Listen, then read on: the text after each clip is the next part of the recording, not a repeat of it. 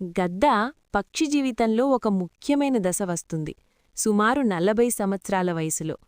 ఆ సమయంలో దాని గోర్లు బలహీనంగా అవుతాయి, దాని ముక్కు వంగిపోతుంది, దాని రెక్కలు భారంగా మారి ఎగరడం కష్టమవుతుంది.